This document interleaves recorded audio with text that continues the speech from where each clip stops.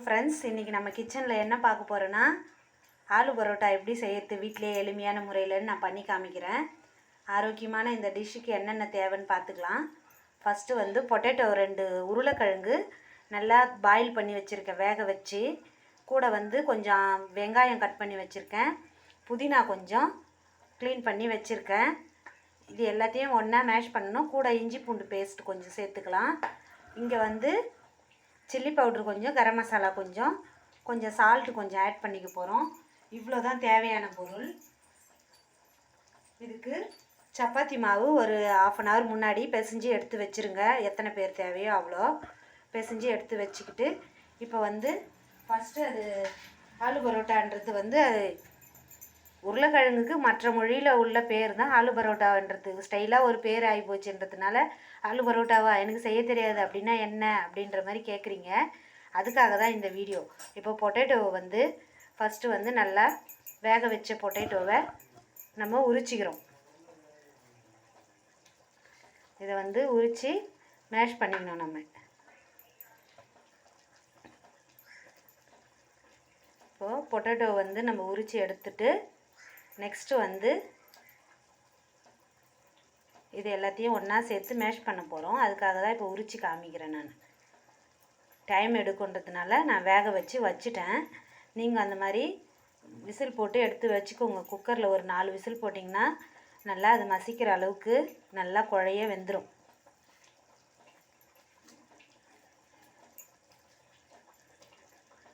இப்போது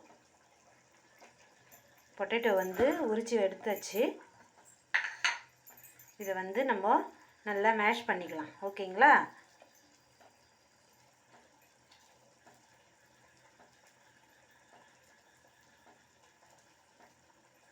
மேஷ் பண்ணுறதுக்கு அந்த சாப்பர் வச்சுருப்பீங்க, அதில் கூட நீங்கள் மேஷ் பண்ணிக்கலாம்.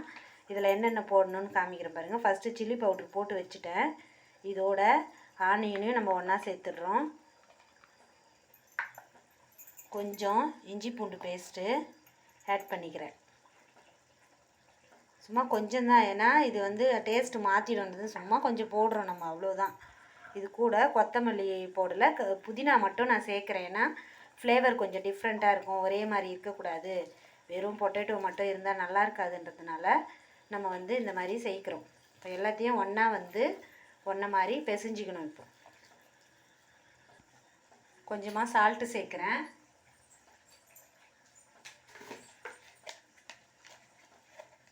சும்மா தேவைக்கேற்ப தான் இதில் சால்ட்டு போடணும். நம்ம காரத்துக்கு சில்லி பவுட்ரு போட்டுட்டேன். வேணும்னா கொஞ்சம் பச்சை மிளகாய் கட் பண்ணி போட்டுக்கோங்க. இல்லை எல்லாமே நம்ம பட்டாணி கூட நல்லா வேக வச்சு இதில் சேர்க்கலாம். நான் வெறும் பொட்டேட்டோ, ஆனியன், புதினா தான் சேர்த்துருக்கேன். சில்லி பவுட்ரும் கொஞ்சமாக கரம் மசாலாவும் சேர்த்துருக்கேன். அப்போ கொஞ்சம் நல்லாயிருக்கும்ன்றதுனால இதை இந்த மாதிரி ஒன்றா மிக்ஸ் பண்ணியாச்சு. இந்த சப்பாத்தி மாவு திரட்டுறதுக்கு, அது உள்ளே வைக்கிறதுக்கு கொஞ்சம் உருண்டை மாதிரி பண்ணி எடுத்துக்கலாம். எத்தனை சப்பாத்தி பண்ண போகிறீங்களோ அவ்வளோ உருண்டை பண்ணி எடுத்துக்கலாம். ஆனியன் நல்லா சிறுவாக கட் பண்ணிக்கோங்க. நான் அந்த சீவுவாங்கல்ல, செதுக்கி எடுப்போமே, அந்த இதில் தான், சாப்பிங்கில் தான் கொஞ்சமாக எடுத்திருக்கேன். பார்க்க தான் பெருசாக தெரியும், அது மெலிசாக தான் சீவி வச்சுருக்கேன் நான்.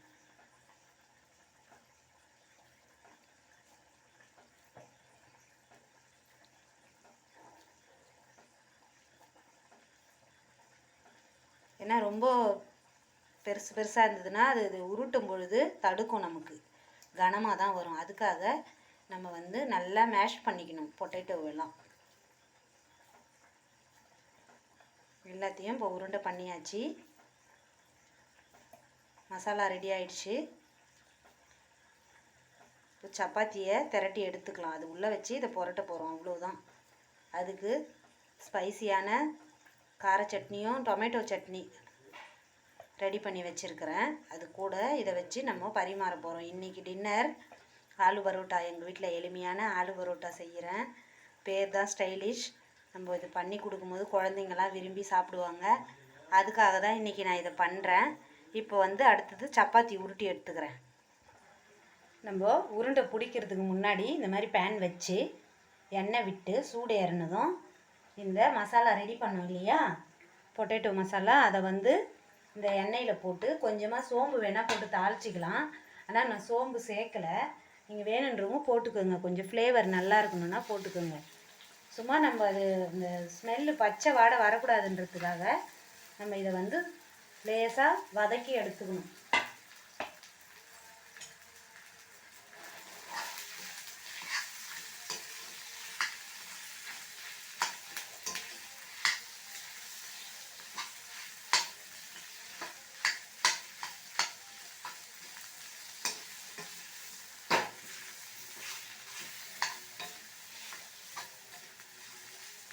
இப்போ வந்து இது வதக்கியாச்சு, ஆற வச்சு உருண்டை பிடிச்சிடணும்.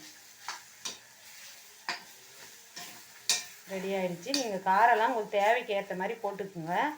ஆலு பரோட்டானா நேம் வந்து ஸ்டைலிஷாக இருக்குதுன்னு, ஐயோ ரொம்ப தெரியாது குழந்தைங்க வந்து இது தெரியுமா அது தெரியுமா நம்மளுக்கு மிரட்டுவாங்க. நீங்கள் இந்த மாதிரி ஒரு டைம் பண்ணி கொடுங்க வீட்டில். கொஞ்சம் டைம் எடுக்கும், ஆனால் வந்து ரொம்பவே டிஷ் சூப்பராக இருக்குதுன்னு குழந்தைங்களே உங்களை மறுபடியும் செய்ய சொல்லுவாங்க அந்த மாதிரி. இப்போ இது வந்து நல்லா கொஞ்சம் ஆறணும். ஏன்னா அந்த சப்பாத்தியில் வச்சு உள்ளே வச்சு உருட்ட போகிறோம் இல்லையா, அதுக்காக ஆற வைக்கிறேன் நான். இப்போ அடுத்தது பேன் வச்சிடுறேன் நான். இப்போ வந்து நான்ஸ்டிக் பேன் வந்து வைக்கிறேன்.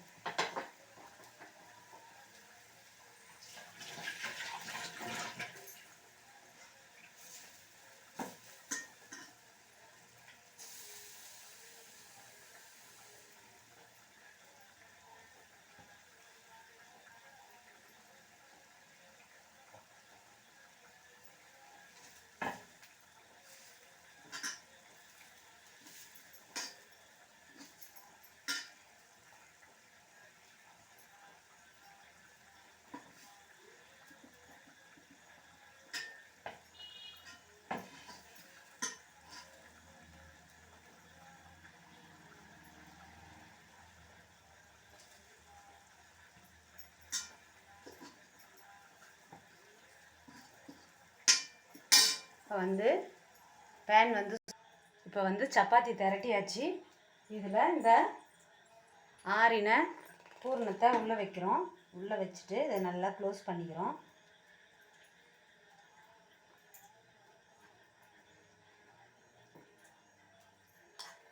உருண்டை பண்ணிவிட்டு வெளியே வராத அளவுக்கு நம்ம க்ளோஸ் பண்ணிக்கணும். அழகாக க்ளோஸ் பண்ணிவிட்டு பொறுமையாக இதை வந்து திரட்டி எடுத்துக்கணும் நம்ம அழகாக.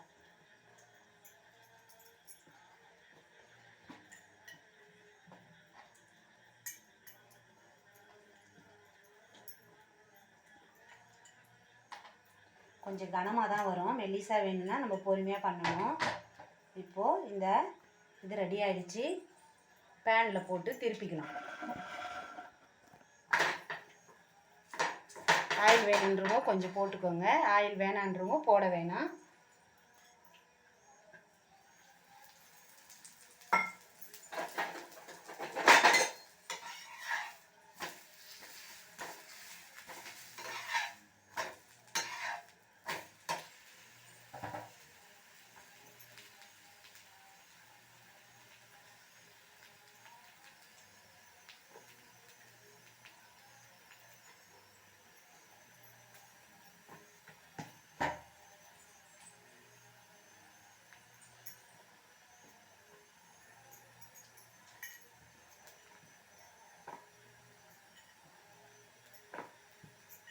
இப்போது ஆலு பரோட்டா ரெடி ஆகிடுச்சு பாருங்கள். எவ்வளோ பார்க்கவே அழகாக இருக்குது. கார சட்னியோடு இதை சாப்பிட அவ்வளோ சுவையாக இருக்கும். குழந்தைங்க எல்லாருமே விரும்பி சாப்பிடுவாங்க. இந்த மாதிரி நீங்கள் ஒரு நாளைக்கு குழந்தைங்களுக்கோ இல்லை உங்களுக்கோ செஞ்சு சாப்பிட்டுட்டு எப்படி இருந்ததுன்னு எனக்கு வந்து சொல்லணும். நீங்கள் அதுக்காக தான் இதை கஷ்டப்பட்டு நான் செஞ்சு போடுறேன். எங்கள் வீட்டில் இன்றைக்கி ஆலு பரோட்டா தான் டின்னர்.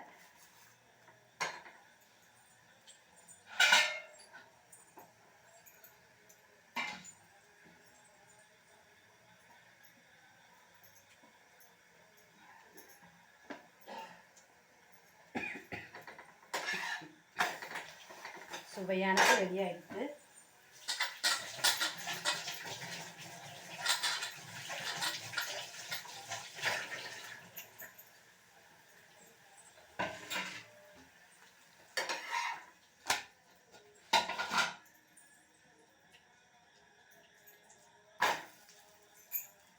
கொஞ்சமாக எண்ணெய் விட்டுக்கோங்க. ஏன்னா சப்பாத்திலேயே நல்லெண்ணெய் சேர்க்கக்கூடாது கோதுமை மாவில். ஏன்னா ரெண்டுத்துக்கும் செட் ஆகாது. நல்லெண்ணெய் கோதுமையோடு சேர்க்கக்கூடாது, சைடு எஃபெக்ட் வரும்.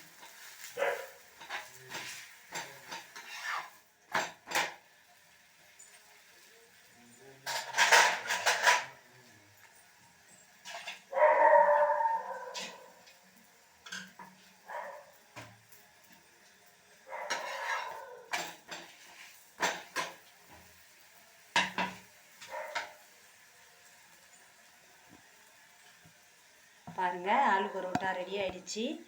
கார சட்னியோடு, சுவையான கார சட்னியோட சூப்பராக ரெடி ஆயிடுச்சு ஆலு பரோட்டா. டேஸ்ட்டுமே சுவையாக இருக்கும். இந்த மாதிரி நீங்களும் வீட்டில் பண்ணி கொடுங்க. தேங்க்யூ ஃபார் வாட்சிங் மை வீடியோ. எல்லோரும் என் சேனலுக்கு சப்ஸ்கிரைப் பண்ணுங்கள், சப்போர்ட் பண்ணுங்கள்.